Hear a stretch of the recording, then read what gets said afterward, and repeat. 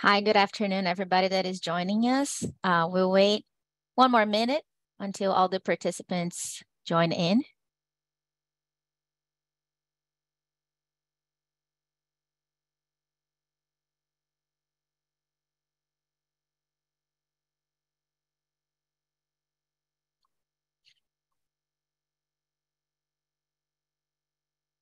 All right, we have several people joining us. Welcome. We'll start in a few more seconds, just waiting for more participants to join us.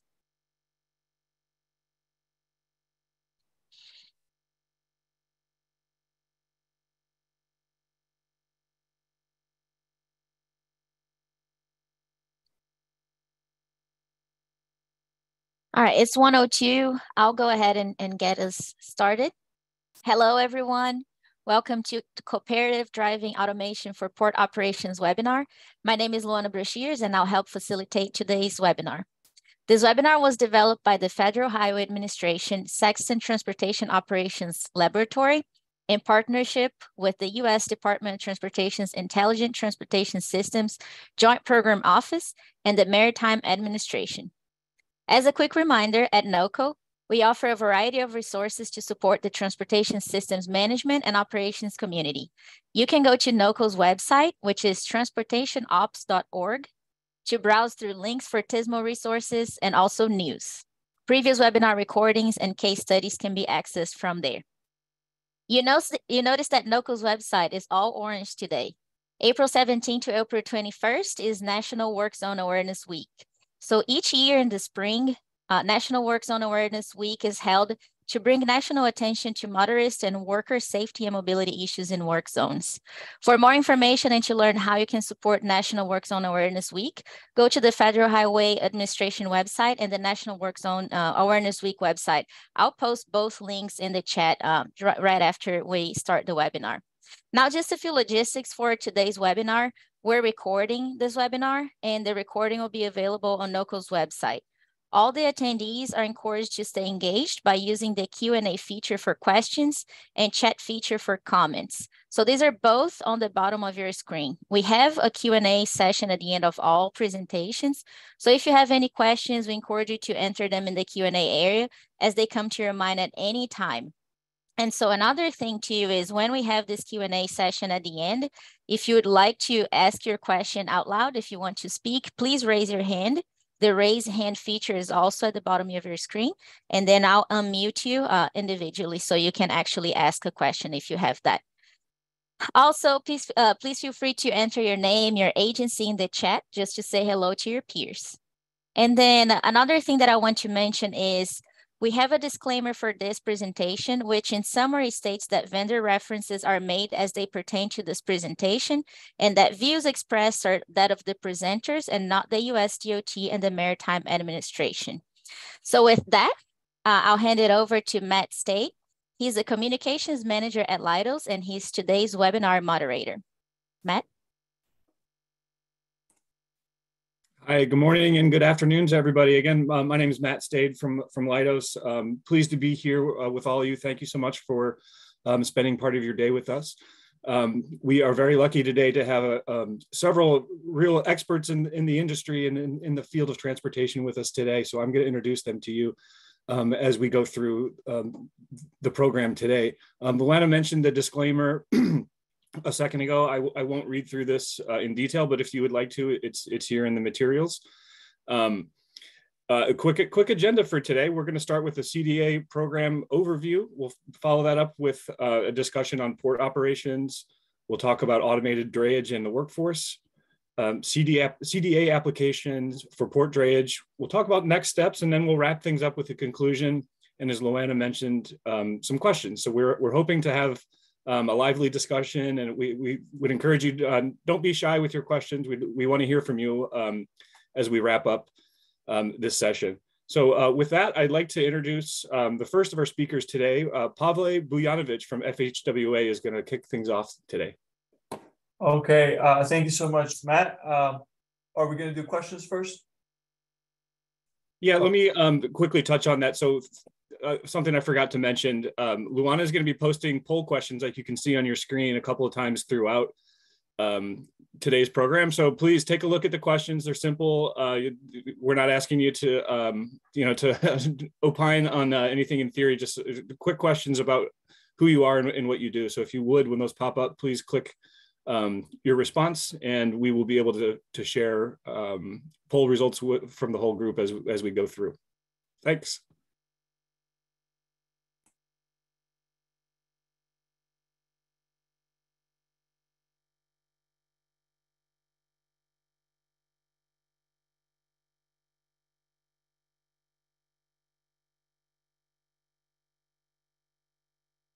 All right.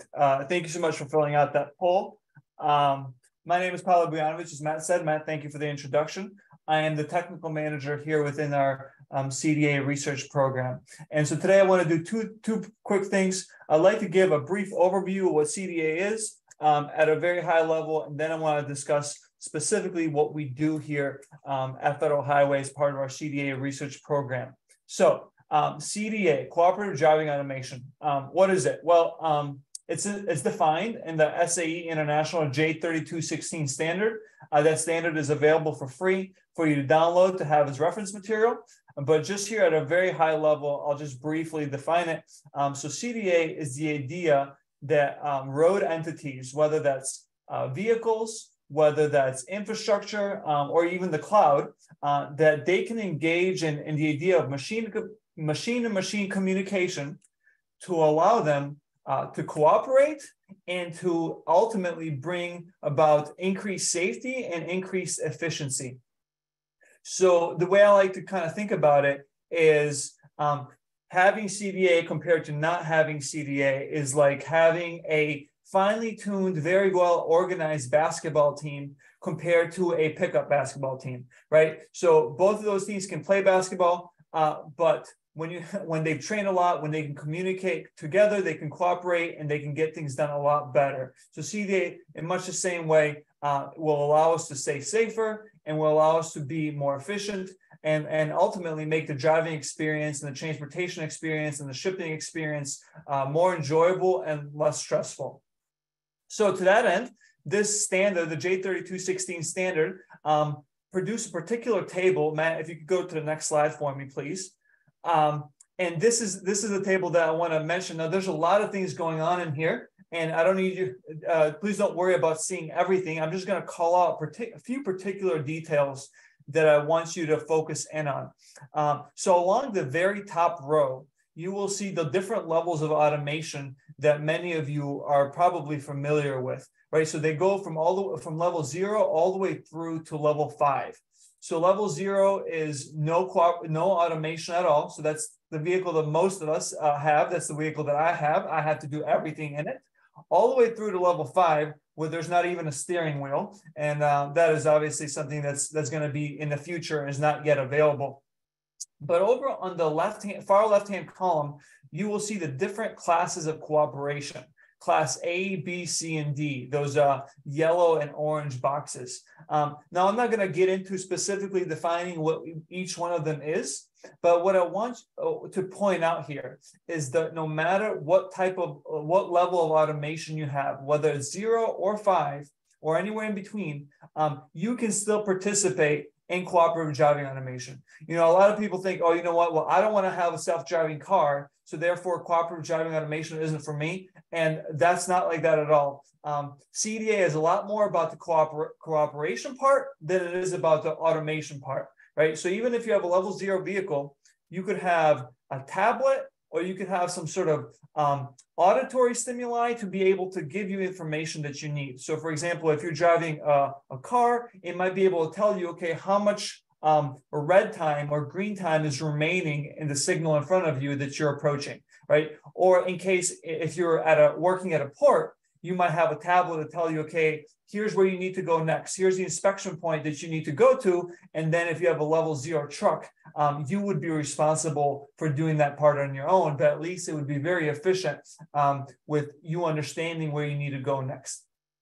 Next, what I want to do is that you have a high level overview of what CDA is discuss what we do here within the CDA program. So next slide, please. So yeah, so the CDA program is a research program. It's a research initiative by the Federal Highway Administration. And here we have a number of different goals, but most importantly, we try to do proof of concept use cases that we think will impact the surface transportation network towards increased efficiency and safety, right? So we're also trying to be able to quantify what these impacts are. What are they at the system level? And what are they at the individual level? And once we've done these proof of concept use cases, what we want to do is we want to engage various entities, whether they're vehicle manufacturers, whether they're infrastructure owner operators, IOOs, ports in this case, and anywhere in between, to help them eventually bring these technologies to deployment. So I want to just make it very, very clear, the technologies that we develop within our program will never be deployed as a commercial product, right? But our role is to support the industry to deploy these technologies in order to one day increase efficiency, increase safety through the use of cooperation. So next slide, please. As part of our program, we have one particular branch of it called Karma Freight.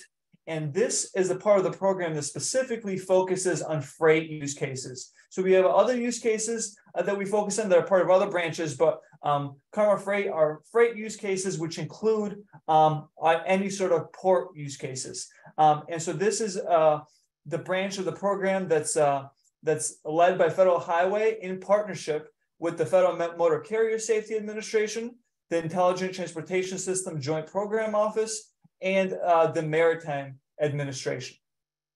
And the reason it's called Karma Freight is because the software that we install in our vehicles, that we install in infrastructure, it's all called Karma. So you'll see that name probably a few times today as we go through. Next slide, please. And so the last thing that I want to mention here before I pass it off to Matt is I just want to give a high-level overview of what this Karma ecosystem looks like. So I'll just kind of walk you through this slide a little bit. At the very top, you'll see the name or the words research tracks. So we have our traffic, reliability, and freight research tracks. So these are the different types of use cases that we have. As I mentioned, today we'll be focusing on the freight research track, specifically our port work. But our traffic and reliability use cases simply focus on recurring traffic congestion and non-recurring traffic congestion use cases. So that's what traffic and reliability are. Now below that, we have the different software products that we use. So we have our cloud software product, platform, streets, and messenger. So these are just different software products that sit in different places within the transportation network. So they might sit in the cloud, they might sit on vehicles or in infrastructure. And so these are the software products that we've developed, and they are all open source. And so this is very important that they're open source because we realize we can't answer every single cooperative driving automation question, but we can make these tools available so that partner research institutions can use them and answer similar questions. And you'll see here that there's underneath streets, there's a thing called V2X Hub. And this is just a message translator, right? So how do we make sure that the infrastructure components are able to speak the same language as the vehicle or cloud components, right? And so this is all gets translated into a language we can all understand in the V2X Hub.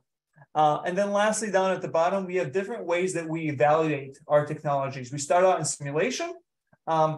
Eventually in the future, we'll have a little 1/10 vehicle that's able to that we will be able to use before we actually use real vehicles. So far we haven't actually been using the 1/10 program or the 1/10 scale vehicles. We've only been doing the simulation, and then after simulation we go directly into testing the real vehicles at a closed test track. So with that, now that you have a quick high-level overview, I'll pass it off to Kirk to talk to us about port operations.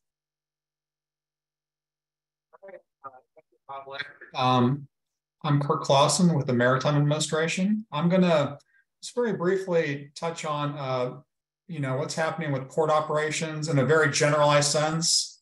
Depending on which port you're talking about, where it's at, what types of cargo flow through the port. and what time periods. Conditions could be different. So again, just to give an audience a very, very high level sense of what goes on at the ports. Next slide. All right, so in general, ocean carriers are deploying larger ships than they have in the past. And this change very broadly has led to very high demand in shipping container drop-offs and pickups, causing potentially bad conditions or congested conditions at the ports. Next slide, please. Some of the issues and challenges at the ports.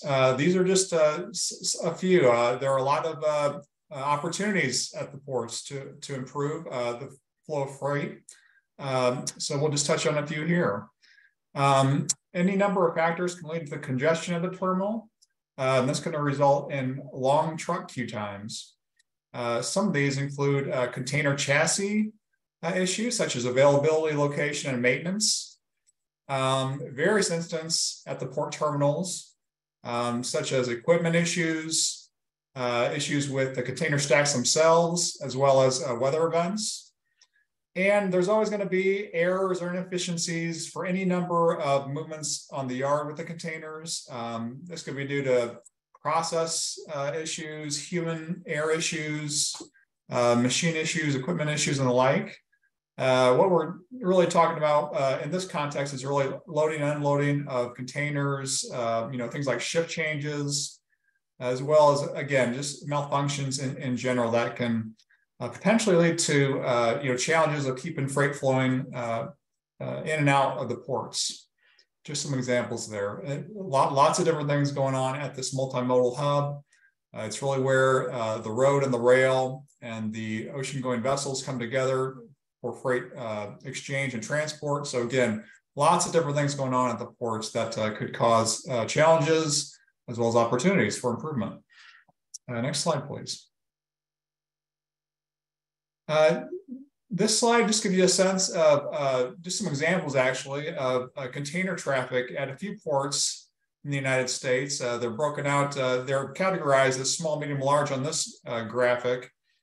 You can see measurements of TEUs, that's 20-foot equivalent units. There's some measurements of truck flows in and out of the ports, the number of cranes that service a terminal, and so on and so forth. Really, though, again, very generalized, and it depends what time period you're talking about. Year over year, there are increases in port traffic. That's expected into the future. Again, recent years has challenged that notion. And again, depending on which port you're talking about, the cargo it handles, and so on and so forth, conditions may be different at different points in time. But again, just very generally, lots of freight moving through the ports, and that's expected to continue over time. A fluctuation in demand based on vessel arrivals and departures. This can cause capacity issues at the terminal gates. It could be either too high or too low. And gate congestion leads to higher costs and or long wait times in regards to truck movements of freight, i.e. truck drayage. And with that, I'll thank you and pass it along. If I could just interject before we hand it over to Steve, just want to point out again that we do have these poll questions. Excuse me. So I'll read this one to you if anybody is multitasking. So the question that we have here on your screen, we'd ask you to participate and respond to is, what are the most significant port pain points? And the choices that we have proposed today are truck queuing, pickup and delivery scheduling, truck emissions, or access to transportation options. So if you wouldn't mind, share your thoughts on this question, and we'll move forward. And I think, Luana, if you can hear me, we'd like to also reopen up question B. I think we may have missed that one. So if you could find a spot in the program to repost that one would be great. And with that, Steve, all yours. Okay. Yeah, I'm Steve O'Malley. I'm with Leidos. My area expertise is supply chain, in particular maritime supply chains. I've been dealing with ports and inland transportation for a long period of time. Next slide. What we're going to talk about over the next couple slides is actually drayage, the process involved. And the important takeaway on these next couple slides is going to be that it's a process. There's two things happening. One, there's the physical movement of goods. There's also, though, the movement of information. If you disrupt or delay either information or the physical transmission, you're going to have problems. When we look at the drayage process, we kind of have it outlined here on the right-hand side. And in this particular diagram, what we're looking at is an import container. And we're going to start up at the upper left side there. You have ocean carrier. So the ocean carrier is coming in. This is the ship. It's loaded with containers. It's communicating both with the U.S. government, is asking permission to enter the port as well as to discharge cargo. At the same time, the ship is also speaking with or communicating with the terminal, telling them what containers are inbound, as well as the information that's going to be needed to move that cargo.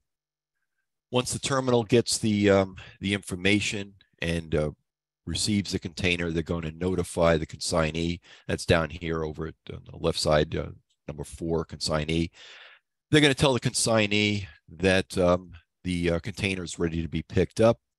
At that point in time, the consignee will go on down to a drayage operation. They'll contact them and arrange for transport.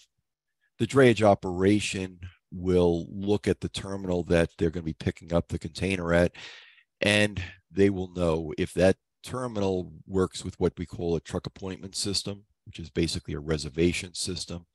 If so, the drayage operation will contact and obtain an appointment so that when they get to the gate, things will happen much quicker.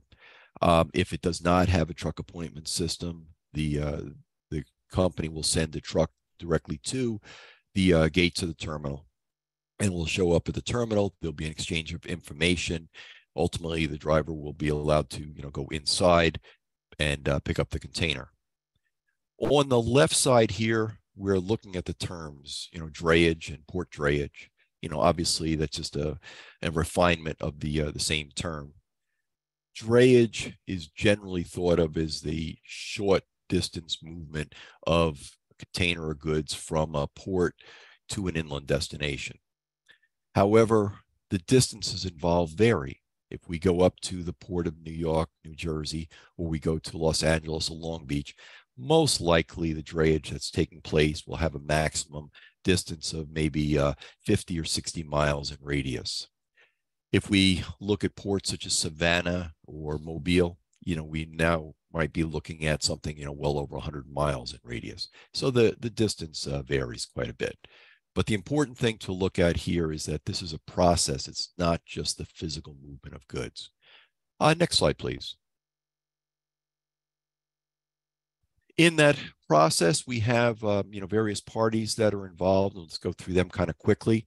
You'll notice at the top I have beneficial cargo owner replacing the consignee, and the reason for that is that many times the consignee, the name that appears on the bill of lading, is not the party that's ultimately going to take possession of that particular shipment. So it's going to change hands. So what we have is we have a beneficial cargo owner. This would be the entity for which the product is being moved. So ultimately, they will have it. So they will have a large say in the overall operation. Going down the list there, we have the truck drayage company. Just like any truck company, they will own a fleet of trucks, and they would be probably specializing in drayage operation. Now, the drayage company is either going to use employees, as their dray drivers, or more commonly, the truck drayage company is going to lease out the trucks to independent operators who will rent them. And then what they do is they shuttle the containers to where they have to be, and quite often are paid by the load. The fourth key party in this one is going to be the terminal operator. Obviously they're receiving the containers, and they are also going to handle them. When the dray driver comes to pick up the container, there's going to be a check of information to make sure that all the fees have been paid, as well as to make sure that that organization is authorized to pick up the container. Next slide, please. It's important to note that quite often we talk about ports and we talk about terminals and we talk about drayage operations. It's important to note that all those operations are totally independent operations. Yes, there's communication flow between them, but one does not manage the other. Next slide. During the pandemic and, even after that, we've, often read about there's big backups at the gates to a terminal. And sometimes that backup is caused by the trucks arriving before the gates open, so you can't blame the gates on that. But there are other times when the gates are opened that you'll see the trucks queuing up. And the reason for that is it's not that the gate is actually causing the problem to be, it's not the transactions taking place at the gate that is slowing the trucks entering the terminal. The gates are being used as a throttle mechanism because inside the terminal, if you get too many vehicles, you're going to end up with congestion and things are going to break down very rapidly. And it's also important to note that each time a container is picked up, on average, from a terminal in the US, that container has been moved 3 times previously. And so what you have is within the terminal, you have yard equipment that is moving these containers around. So when the truck comes in, the container has to be retrieved and placed on the truck and out the door it goes. But in that process, they're going to move 2 other containers. So what we have is there's a tendency of having a lot of congestion on the terminal. So the backup at the gate really is a symptom, quite often, of the of congestion on the terminal. And as Kurt mentioned, we have these larger ships coming in. So what you have is a surge. You suddenly have a lot of containers being dropped in one period of time, or you also have a large number of containers being staged for outbound. But regardless, if we look at those lines at the gates, we have trucks out there idling. They're not moving. So what they're doing is they're giving off emissions. The drivers are not comfortable. They're not making any money. There's lost productivity. And if things take longer than expected, quite often you might have the consignee ended up paying for demurrage because they haven't picked up the container on time. Next slide, please. That whole concept that drayage is a process is really important when it comes to CDA. Because with CDA, we don't just have a truck moving. We have a truck that has additional sensors, and it's also connected to a network so that there's an information flow. And with this network, what happens is we're increasing the visibility of the supply chain. So if we look at the far left, the BCO, they will have a better idea of when their container will be arriving, which is important because if you're managing a workforce at a warehouse, you have to have the proper number of people or forklifts available for when the truck arrives. So it gives you, better consistency, better oversight on it. The BCO, if the BCO is managing or involved with meeting energy goals, it also helps out too because the trucks that they're using can be more efficient. Your average truck moving on the road today, somewhere between 30 and 40% of the time is moving empty. If you can reduce that, you've just increased overall efficiency, you've reduced emissions, there's a lot of net gain. When we look at the drayage company, if you're operating with a CDA truck, well, everybody is concerned about the safety of the truck. The insurance companies are, the government is, as well as the operators themselves. We have trucks now that have more sensors and more automatic, like things such as automatic braking, so that the truck becomes safer.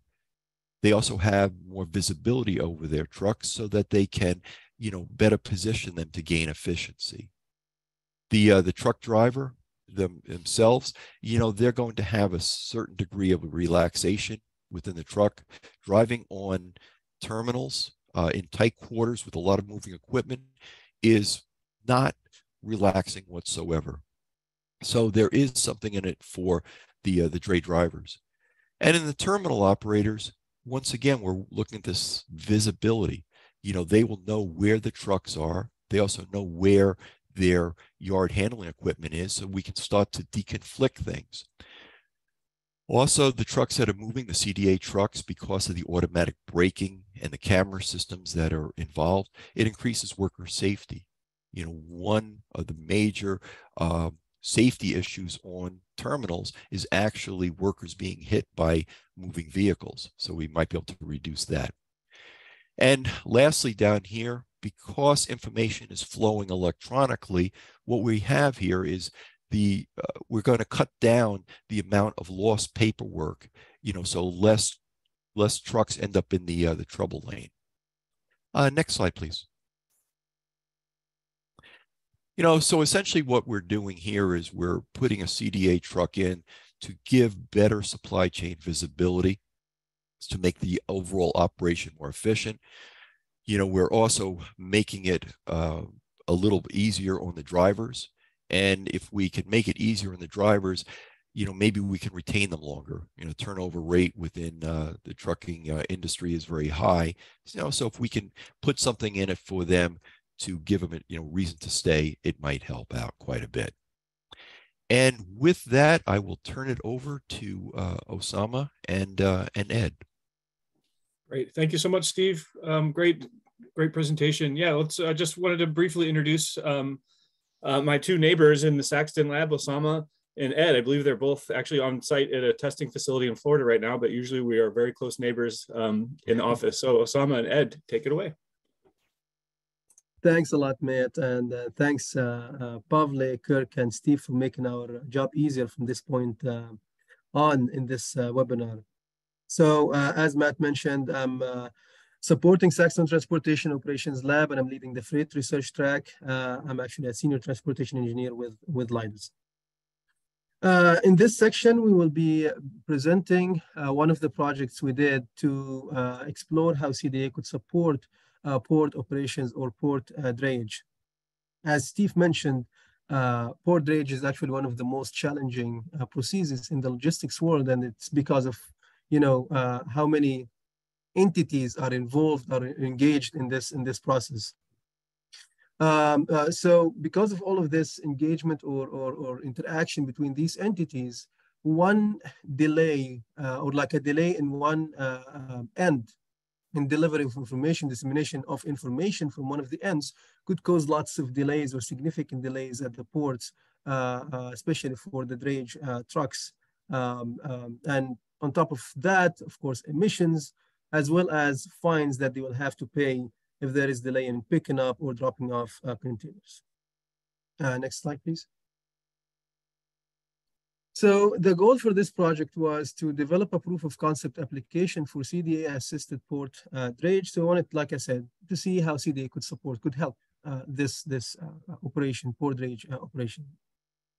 So we use CDA to interact with the port infrastructure, and I'm going to show in a second how this was conducted. And we demonstrated this for the short haul drayage in a closed test track, which is the track we're in now, actually at SunTrax in Florida. Next slide, please.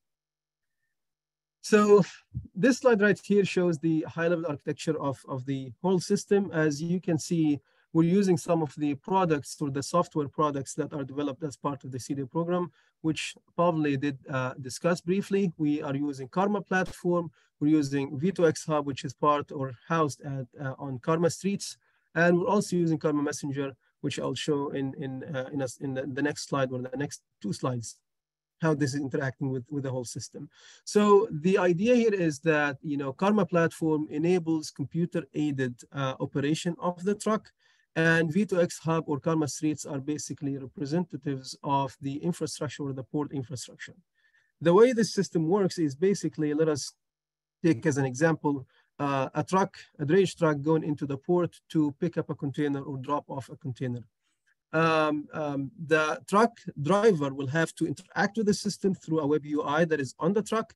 to let the truck, or like start the truck to get into the port and then move into the towards the loading point. Once this happens, the driver would have to interact again with the system to send information to the infrastructure that, hey, I'm here, I'm ready to load the container. Once this happens, the infrastructure will communicate, look in that database to see what is the next action or how this could be conducted, and communicates with the loading equipment operator through another web UI, where the loading equipment operator will start the loading process. Once this is complete, the operator will also interact with the system, send information to the infrastructure, the port infrastructure, and the port infrastructure will communicate back to the truck, and the driver will see, like, have a pop-up that the process is complete, and then basically start the next action, which will also be part of the message that will be communicated from infrastructure to the truck. So again, the most of the system is computer aided, but there is the operators of all ends are involved in the entire process. Next slide, please. So I'm not going to talk much in this slide, but basically this is these are the different components of Karma platform that enable, like I mentioned, the computer-aided operation of the truck, and it's at level 3 automation. So there are different interactions happening here, and for those to happen, there have to be some actions coming through Karma Messenger, which is this blue box to the far left, the light blue one. So the message comes from the infrastructure, gets translated, and then the other components interact to perform the action. And then once the action is complete, communication happens again from the port drayage plugin to Karma Messenger that decodes or encodes the message and sends it to the infrastructure to get information about what's the next action. Next slide, please. So this slide basically shows the communication flow between the different components. Like I said, platform, messenger, V2X hub, or streets. The message comes from platform, gets through messenger to be encoded, and then from the OBU to the RSU we were using for this project, DSRC communication. And then the RSU sends the information to V2X hub, which translates or like decodes it, understands it to know what is needed or what needs to be happening, and then communicates back with a message that goes through RSU after it gets encoded, and then to the OBU, and then on messenger gets decoded, and then platform executes the action. Next slide, please. So this slide basically shows an example of a web UI. Like I mentioned, the equipment loading equipment operator has access to a web UI. The drayage truck operator or driver has access to a web UI, and also the inspection officer at the port has access to the web, a different web UI. So this one right here is the one that is, the inspection officer has access to, and also the loading equipment operator would use, especially the first two tabs here, the loading and unloading. Once they would get messages on this web UI to know what needs to happen, and once things are complete or the operation is complete, they click on the button that here shows like complete inspection, passed inspection, or inspection didn't pass, or whatever the case is. At this point, I'm going to hand it over to my colleague, Ed, to walk you through how we did this project, completed the project, or did the testing for this project.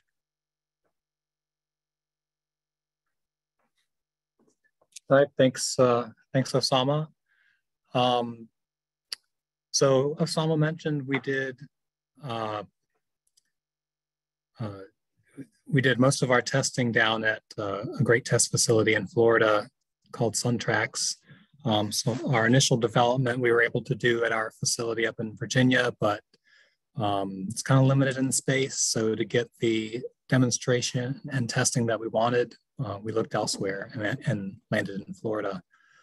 The track has come a long way since that picture on screen has been taken, but back when we used it, the part we were really interested in was pretty well done. And that's outlined in that blue trace down at the bottom. So we used two of these cul-de-sacs that are connected by a straightaway. It's about a mile long, if I remember correctly. And we had the truck going back and forth between those two areas. And along the lines of the concept that was described previously, we established a mock staging area down there on the left side and a mock port area down there on the right side. The experiment started there where the yellow arrow is, just outside of the staging area. And I'm gonna go ahead and walk through some of the steps that we went through to execute that demo and test. So we can move to the next slide, please. We started the test with a heavy truck, a fully automated heavy truck with an empty chassis connected to it. That started just outside of the mock staging area. And at the beginning of the experiment, the operator engaged the truck and it proceeded automatically toward that staging area. And that'll be shown on the next slide, please. So as that truck approached the staging area entrance, it communicated with infrastructure that was set up at the staging area to gain entry to the staging area. And the infrastructure allowed the truck to enter, communicated a destination where it was going to go to pick up a container that needed to be moved, container ID, and that sort of information. So the truck entered the staging area, proceeded to that destination. You can see the number 2 there is the second stop. The truck communicated that it arrived at the location. Infrastructure picked that up and directed loading equipment to load that container onto the truck. The loading equipment communicated back that the container was loaded, and then the truck was directed toward the exit of the staging area. And when it got to the exit, the truck communicated back to the infrastructure it was ready to leave and it was allowed to go. Behind the scenes, the infrastructure is keeping track of the location of that container, so it knows that this truck came to get it. It was picked up, and now this truck is taking that container out of the staging area. The next slide shows the next phase of the test, where the container is brought to our mock port area. Communication is pretty much along the same lines as what happened in the staging area. It's moving to a destination to drop off that container. Since it's newly unloaded, the infrastructure directs it to another stop within that port area to pick up a container that needs to go back to the staging area. So it does that, but the main difference here in the port area versus the staging area is that the truck reaches an inspection point, and this is an opportunity for additional inspection if for some reason that container hasn't fully cleared and it needs an inspector to take another look at it. So there, the inspector either directs that truck toward the exit, meaning that it's free to go, or it goes to kind of a holding area where an inspector will have a closer look at that container.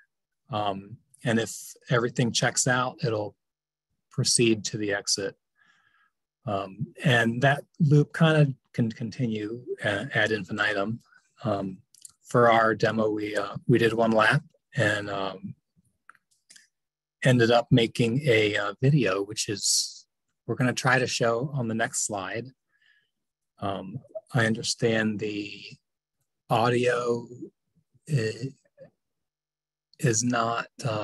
probably not going to come through, so I'll talk over the important parts. This is a 6-minute video, so if we can skip ahead to about 1.5 minutes, that'll cut out some of the background info that I've already given. And then we'll post a link to this video. It's on YouTube if folks want to check out the full version. So these are some pretty good images of the track at SunTracks. You saw two of the trucks that we were using for that experiment driving it there on the outside oval. And you saw a view from inside of the cab where our safety driver and test operator were conducting the test, and a few other scenes here of different pieces of the experiment. So the concept is meant to show loading and unloading containers, passing through the inspection point, entry and exit gates, and a short haul drayage activity. This is kind of a drone view of how we had the staging area set up. And we were just simply using a forklift to load that container on and off of the chassis. That aerial view is a good shot of that straightaway we're using to connect that mock staging area and mock port area. And here you see the truck with empty chassis staged outside of that staging area, ready to start the experiment. So at our mock entry to the staging area, you can see the truck is communicating with some temporary infrastructure we have set up in the middle of that cul-de-sac. It gets its destination. It's going to pick up that first container, and infrastructure after the truck arrives at that spot, infrastructure directs that loading equipment to put that container on the chassis. When all that happens, the truck proceeds to the exit and then reaches the mock port area. It's more or less the same communication procedure there, except it gets a drop-off location. The loading, unloading equipment pulls that container off, and once that's complete, the truck gets its next destination, which in our small demo just happens to be right next door. That container is loaded onto that chassis, and the infrastructure directs the truck to proceed toward that inspection point. As I mentioned, the inspection point is where the truck gets its next direction, either to proceed to the exit or to a holding area where it'll get further inspection. In the case of this demo, the truck is directed toward that holding area.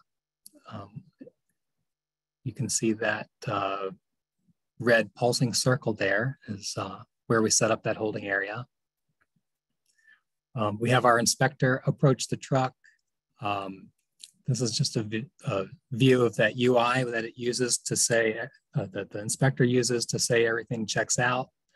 And our experiment ends when the truck is directed toward the port exit.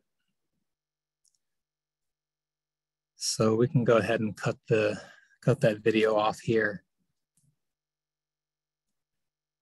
And then, as I mentioned, we'll get a link to that YouTube version of this if folks want to check out the fully narrated version.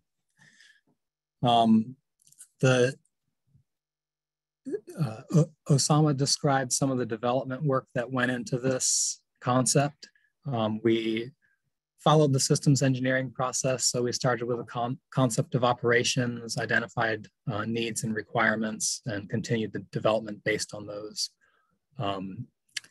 The slide up now is kind of an overview of the needs that we came up with. So we had three categories of actors, if you will. One is the CDA-enabled vehicle. Another is the infrastructure itself. And the third is the operator. In our case, it's the test operator, but in a deployment, this would be the operator who's running the truck, or operator who's running loading equipment, or the inspector. So a few of the needs for the CDA enabled vehicle is that it can receive destinations from infrastructure in order to route itself through the port, through the staging area, and between the two. It can execute the directions that it receives, including stopping points, speed limits, and it can send messages back to infrastructure after it completes certain tasks. For the infrastructure, we need it to communicate directions to the vehicle. We need it to communicate milestones, like when a container is loaded or unloaded, or if an inspection is passed or failed.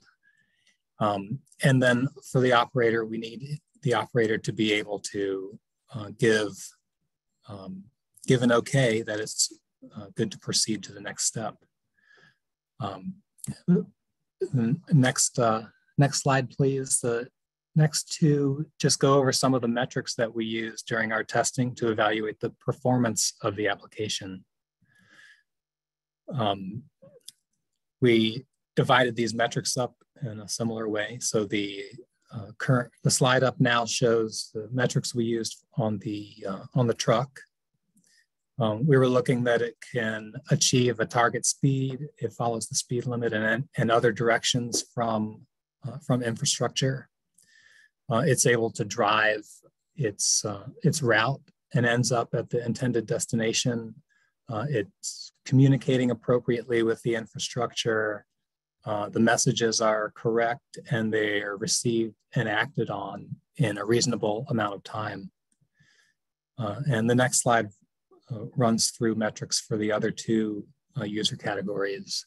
One is the infrastructure, that it can provide guidance to the vehicle, particularly with destination and receiving information about loading and unloading, and that it responds within a reasonable amount of time. And then the operator needs to be able to conduct the inspection and provide the results back to the infrastructure, and also communicate loading and unloading status back to the infrastructure so that the vehicle can proceed with its next move.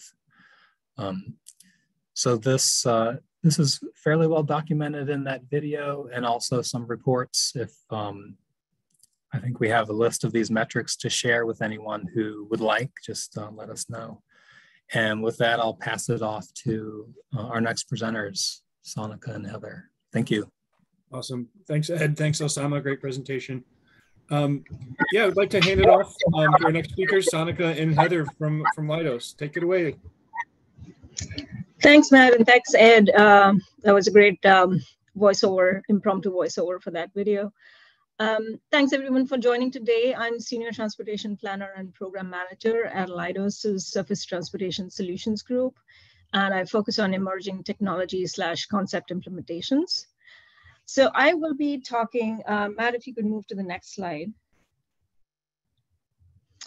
I will be talking about the next phase of this research project, which is to demonstrate an enhanced port drayage use case.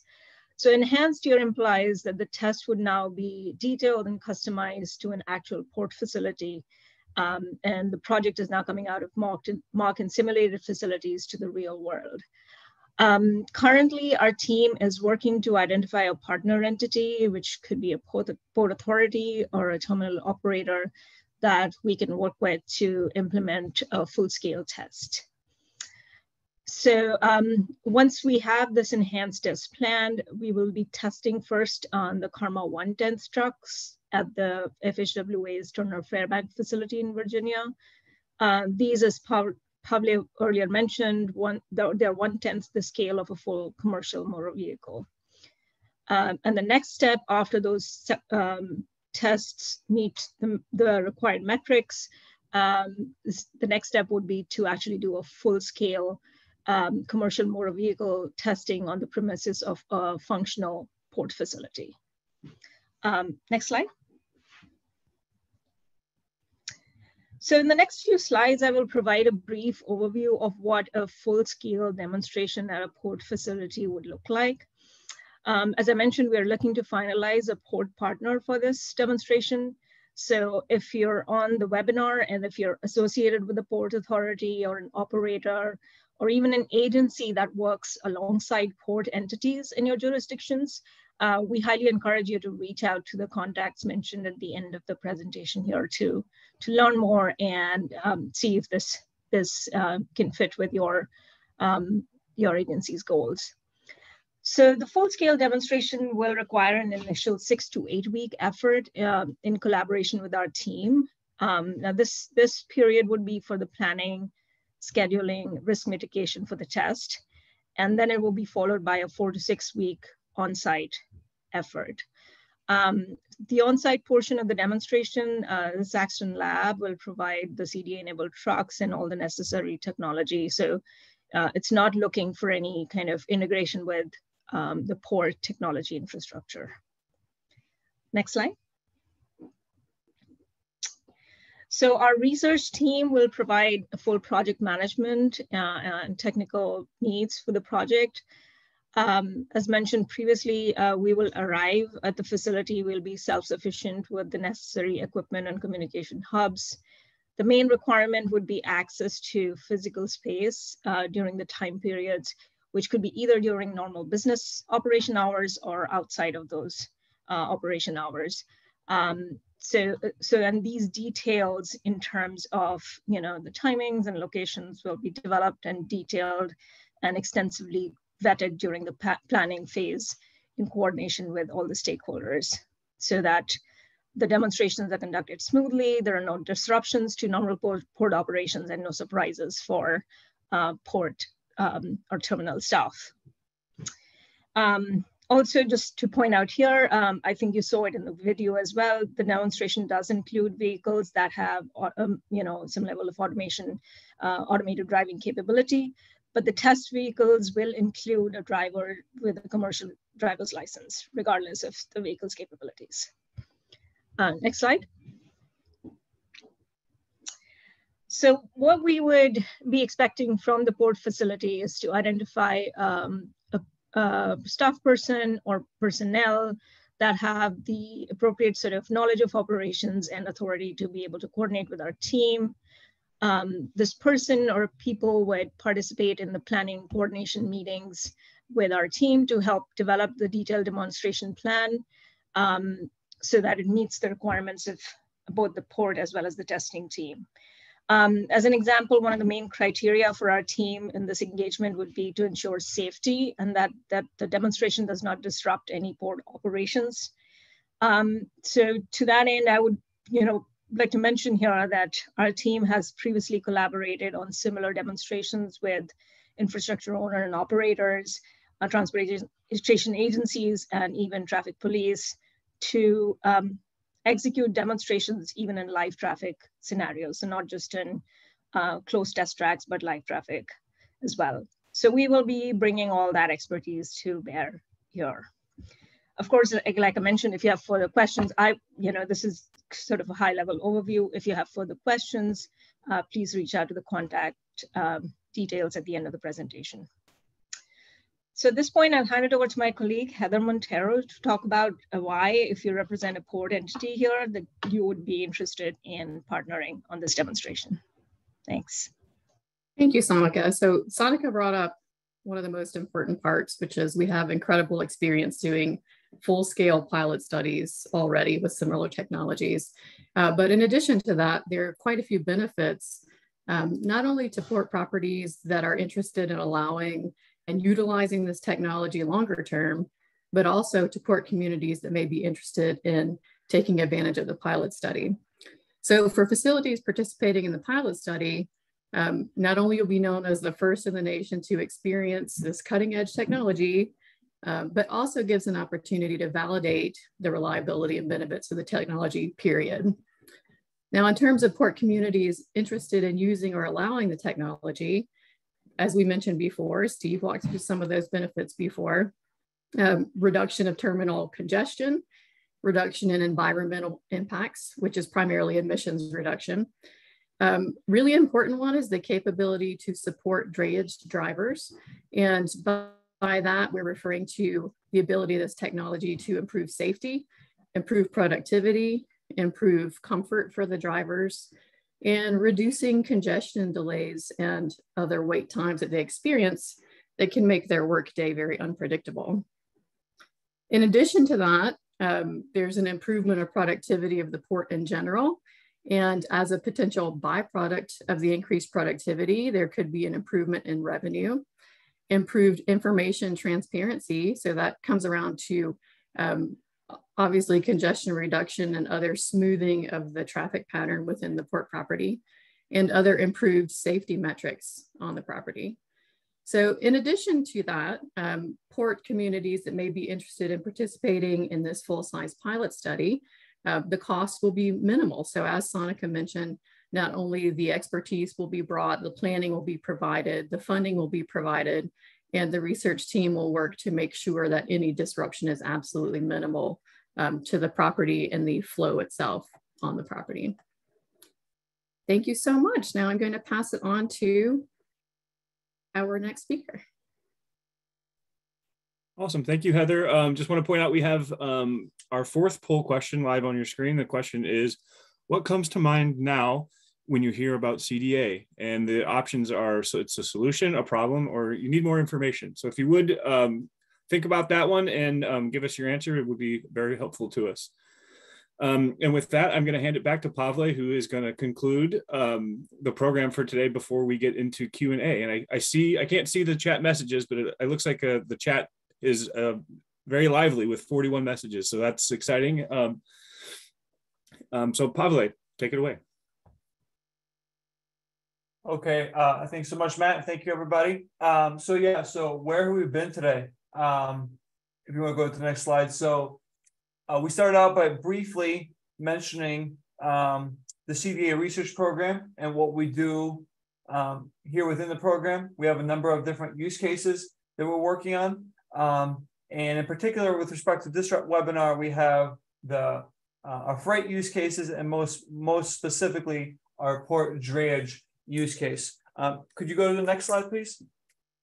Yeah, so we have our port drayage use case, and by investing into research for the port drayage use case, we have seen how CDA technology has the potential to support the port drayage process by transporting containers from staging areas to port areas, or supporting that process by supporting the loading and unloading process. So getting to those locations, at which time containers will be loaded and unloaded, by supporting inspection points and how we get to inspection points and what we do at inspection points, and then overall just supporting the entire movement through the port process. So whether that's going through further inspection or holding areas or anywhere else, by having cooperative driving automation, we will be able to make sure that drivers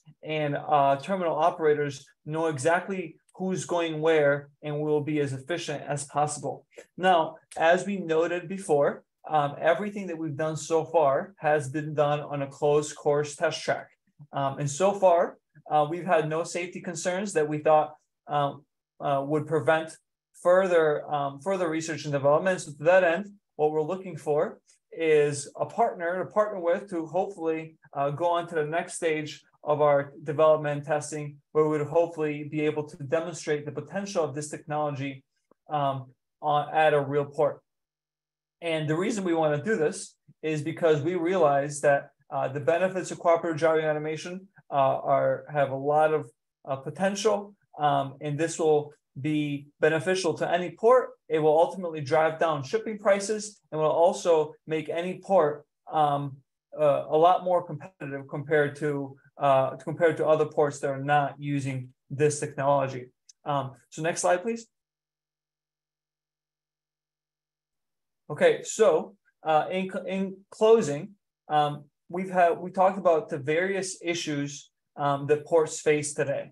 Right, these are very complex processes, a lot of different logistical questions that must be answered, and it has happens every day, right? And so these challenges can lead to delays, can lead to queues, environmental impacts, large emissions. And we think that cooperative driving automation and the use case that we worked on, the port drayage use case, can help alleviate some of these problems. Now, as I mentioned before, our research done so far is just a proof of concept, right? When it's in its full glory, when it's fully developed and ready for deployment, it will be a lot more complex. There's a lot more questions that we can answer through this technology, right? But we have to start somewhere. So we can also look into, how does cooperative driving automation decrease, for example, emissions, and how do we involve all the different trucks at the port, not just some. And how do we make sure that we can coexist between trucks that have cooperative driving automation capabilities and have radios and those that do not, right? So these are all different questions that we will be exploring in the future. But for now, this is where we're at, and we're looking to move on to the next step of demonstrating this at a port. So thank you so much. And Matt, I'll pass it off back to you.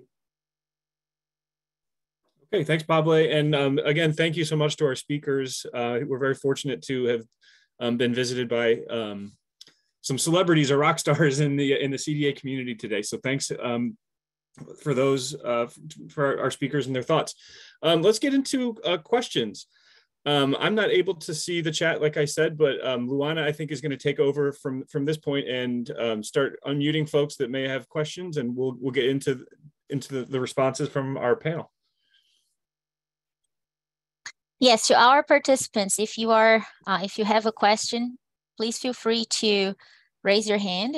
There is a little icon in the bottom of your screen, and then I will unmute you as I see your hand raised.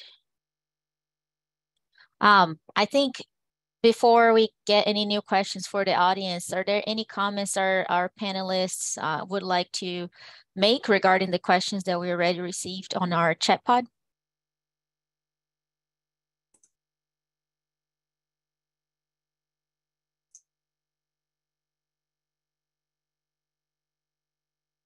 And to our participants, you can also just type your questions in the chat if you prefer to do so.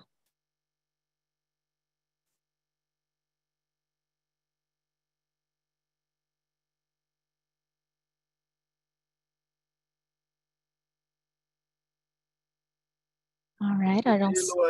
Yeah, I'm sorry. I was trying to unmute myself. It wasn't working for some reason. But I'm now trying to turn on the video. I'm not sure that's working. But yeah, this question that is there for me, you think I answered in the chat box. So that person, like I said, the driver will have to be always there because the drayage truck is always there as part of the process.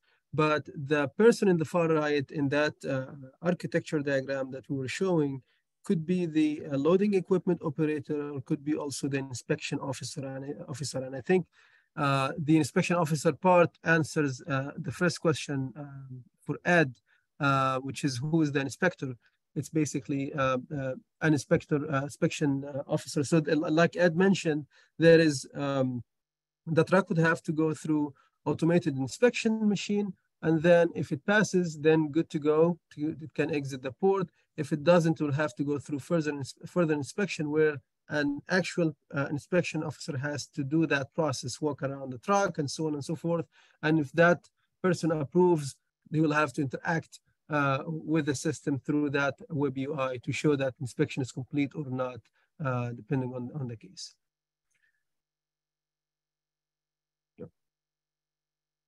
And I also see another question for Ed. I think I'm answering for Ed because I think he left, if I'm not mistaken.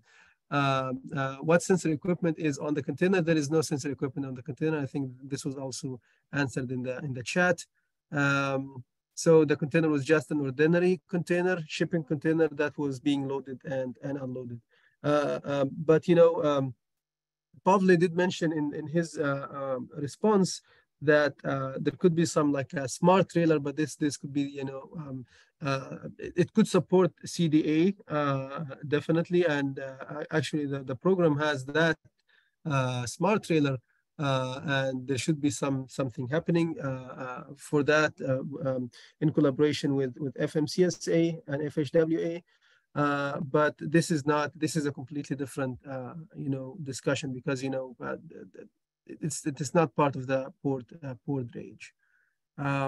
Yes.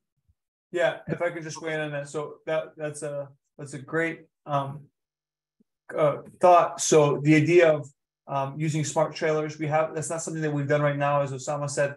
With the port drayage use case, we do use it in other CDA use cases, and this is why we like to have webinars like this. We like to invite the experts in to hear about this, because we have certain technologies, but we need to understand what the pain points are, and how can what the resources we have available, how can it serve some of our use cases, right? So we're all ears if there's particular suggestions of how a smart trailer or a smart container can help make this process even more efficient and more safe. Now, another question that I wanted to address is I saw earlier, I believe it was Daniel. Daniel, you mentioned that would have to demo these things and to work with ports, we'll have to work with longshore unions, and we're very well aware of that.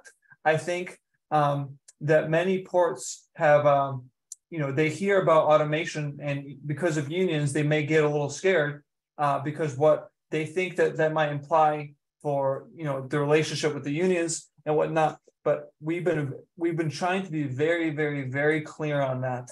That again, our desire is to make the drayage process more efficient.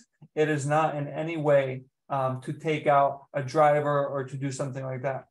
It's just to say, how can we use communication to make us better? And so for that reason, I think kind of that cooperative driving part, the cooperative driving automation part, that the automation isn't necessarily always the most helpful, because for us, it's in a federal highway, it's really about how are we using infrastructure to support whatever everybody else is doing, whether it's in automated mode or not.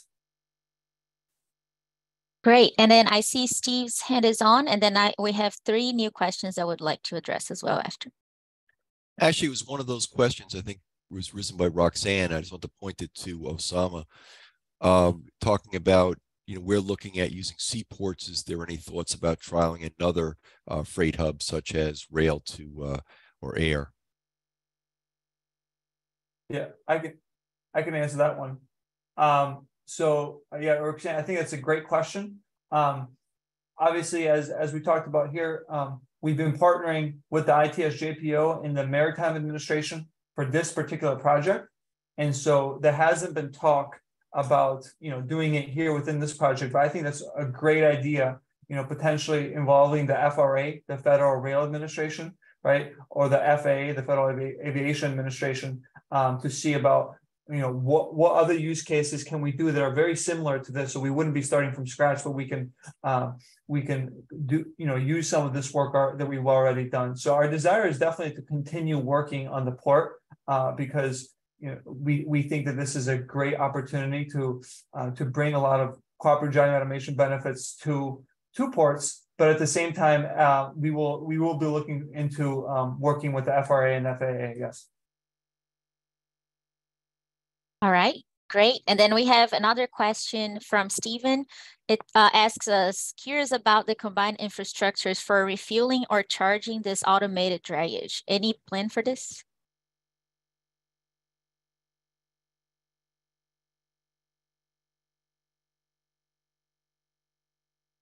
That was a question to me, or was that a question from Steve? From Steve Yoon. Oh, okay. Asking about this one, Pavle. Yeah, Steve, I'm not sure that I fully understand the question. Is it just about how, if there are electric trucks, how we might be charging them, or how we might be refueling them if they're not electric? You can just, I guess, put yes or no, or maybe Luana, if you want to unmute Steve. Okay. Yeah. So, so far that is not something that we've directly addressed within our program. As I said, this is where we come to the table and say, hey, stakeholders, whoever has knowledge in ports and CMVs and something like that, where do you see that the idea of cooperation can help out with charging and with refueling? And when we hear from the experts that say, hey, a cooperation will help you organize this and that, and cooperate better, and will end up in allowing you to charge better and more efficiently, that's something that we would definitely like to do. Thank you. And then we have another question from Jonathan, and he asks about, are other countries using CDS-like systems, China, Netherlands, add on to their successes, maybe save from reinventing the wheel?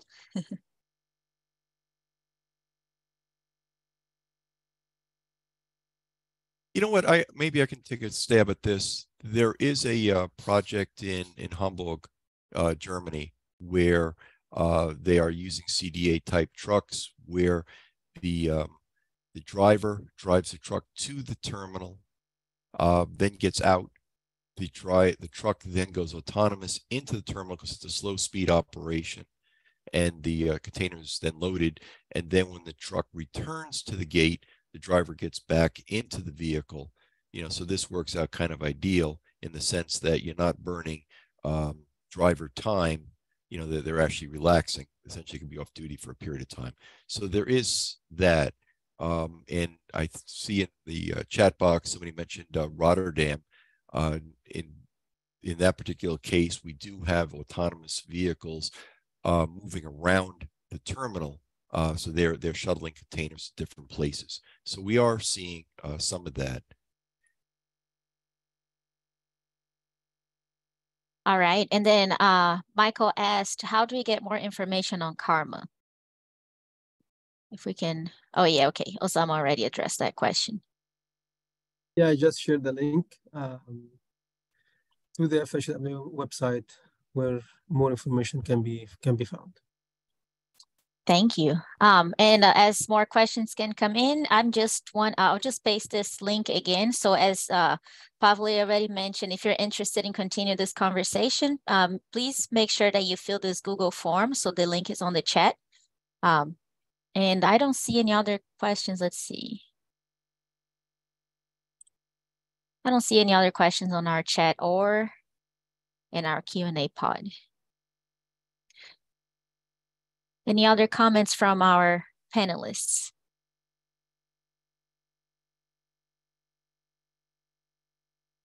Yeah, I just want to thank everybody for being here today. Very much appreciate your time. And again, I just put in my email for Michael, but anybody else that wants to know more information or that wants to submit feedback about how we could be improving our use cases, whether it's this use case or other use cases that you've heard we've done in the past, we'd love to hear about it. So please don't hesitate to reach out. Thank you. Well, and I want to thank you everyone for attending today's webinar. I also want to thank our panelists. We had a great discussion here today. And as I mentioned in the beginning, a recorded version of this webinar will be available on the NOCO website within 48 hours. So make sure you go there if you want to check out again these discussions. And on behalf of the National Operations Center of Excellence and our presenters, thank you so much for joining us and have a great rest of your day. Take care, everyone. Bye-bye. Bye.